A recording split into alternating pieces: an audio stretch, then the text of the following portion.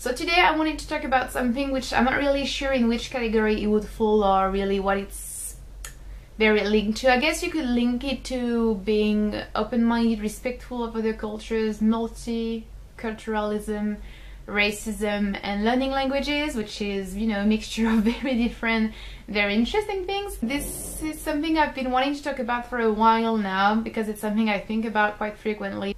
Because, you know, I don't really plan my videos and I don't script them. Sometimes I have ideas, but it's difficult to put them together so that it becomes a somehow logical and coherent entity, you know, because of the internship that I had to do. And, you know, obviously I finished the internship, but I'm still volunteering there, so I'm still volunteering with the Red Cross and teaching French to young migrants. Because of this, I have been thinking about this thing even more. As you may probably know, I am not a native English speaker and I'm not living in an English speaking country. I mean, my relationship with English is just the regular, very, very normal, usual, common one that, you know, Europeans have with English. I'm quite satisfied, honestly, with my English. It's not like my accent has gone, and it's not like I want my accent to be gone anyway, honestly. And obviously I do like vocabulary and I do make grammar mistakes or spelling mistakes at times occasionally, and depending on how I feel, my proficiency is gonna be either better or worse than, you know, on a regular sort of or basis, I suppose you could say. But I'm fluent, I understand everything, and I can express most of my thoughts, so that's just fine by me. Which means that I haven't been receiving a lot of hate or a lot of negativity online because of my English, even though sometimes I do get comments that bother me a little bit, not necessarily because of the comments themselves, because of the thought process that happens behind those comments, or that doesn't happen precisely, that doesn't happen, yeah. So we live in a world where English is more and more seen as the default language that everyone should be speaking. More and more people do not seem to realize that for foreigners to speak English and for foreigners to speak English fluently is not a normal thing. It's not something that should be expected, and it's not something that happens naturally. It's something that happens because you work for it, you study, you train yourself, you practice, and there's a lot of effort, a lot of work, many hours that go in perfectioning your English and being able to speak it, understand it, and whatever. Some people do acknowledge all of that and are quite appreciative of the fact that we speak the language. Obviously that's something that goes for every language. But the thing is, you know, whenever I speak Japanese, I feel like people are a lot more, wow, you speak Japanese, oh, how come, how long have you studied Japanese, blah blah blah blah blah blah. Whenever I speak a little bit of Korean, it's the same. For German, it's the same. Alone, if I speak a few words of Arabic, people are just very interested in why and how, and they're very aware of the fact that this is a learning process. But for many people that are native English speakers, they do not seem to acknowledge anymore all of the work and the investment behind and in learning English. So that means that very frequently online, for me, because I express myself online and I put myself out there, very frequently people will sort of hold me accountable for what I say, what I don't say, or how I say things, as if I were a native English speaker. But as much as my English might be good, people have to realize and have to remember that this is not my mother tongue, and that the fact that I am speaking like I am speaking right now is not logical, natural, or to be expected. Me making mistakes is normal and should be expected, and I think whenever they criticize me or blame me or attack me for whatever I'm saying, or I haven't said exactly like they wanted me to say it, people should step back and just realize that this is not my mother tongue. You know, that's a very sort of personal, neutral, not very harmful consideration. But if you extend it and if you think a bit more globally or a bit more generally, I suppose you could say, you see that it can have a lot of detrimental and harmful consequences. It is very frequent that people will look down or don't consider in the same way or with the same respect people who speak their language, you know, so the language of the person who's judging them, because they're not obviously as fluent as they are in that said language.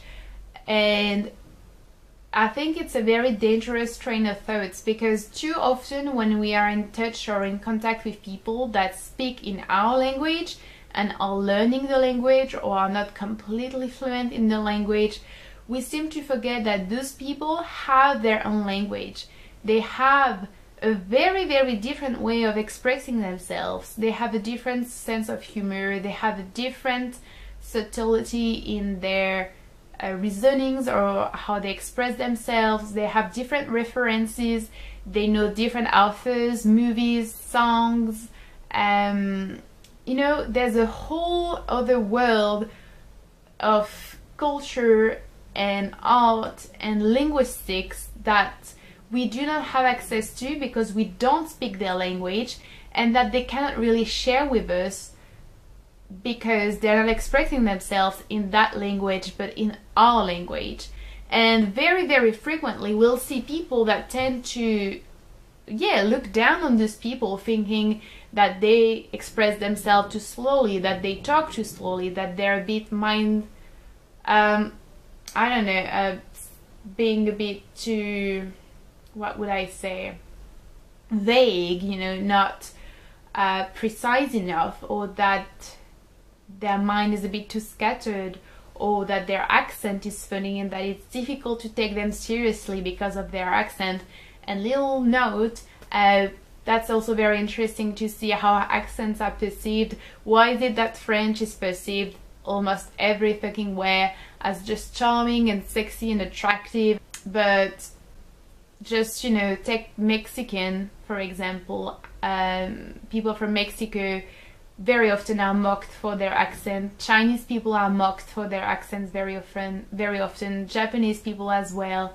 Why is that? You know, I'm in contact with kids, teenagers, that for most of them do not really speak French very, very well. So not only are they younger than me, not only am I in a position of power because I'm the teacher, but we also use my language all of the time. I'm always going to be in the position of power, but this has nothing to do with this has nothing to do with my abilities or my capacities or my knowledge.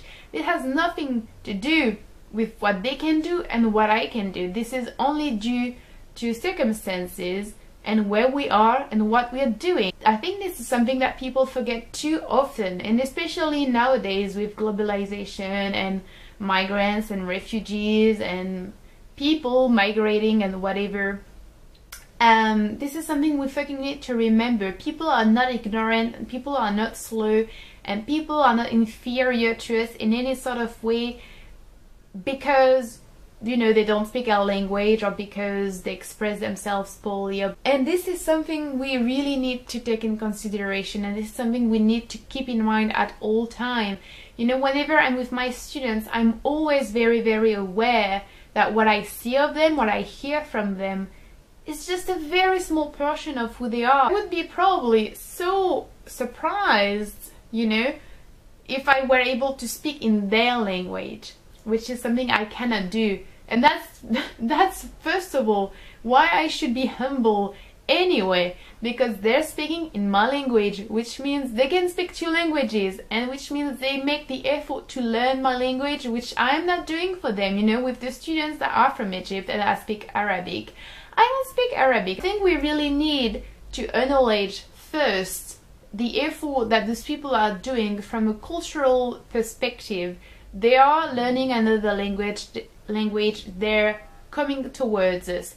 Secondly, to acknowledge the amount of work that goes into learning a language. Also to remember that these people have a lot more than what we see. We also need to always be critical of how people perceive foreigners and how they speak, and why we see a few things as nice and attractive and some are not so nice, a bit ridiculous. Keeping those things in mind, I think, is very important, because it's gonna prevent us from being racist, being ignorant, and just hurting people. And it's also gonna allow us to open ourselves as well to those people's cultures, those people's languages, and Well, the world would be such a better place if people could do that. Please feel free to let me know what you thought of that, guys. Have you ever thought about this or not? What do you think of it now?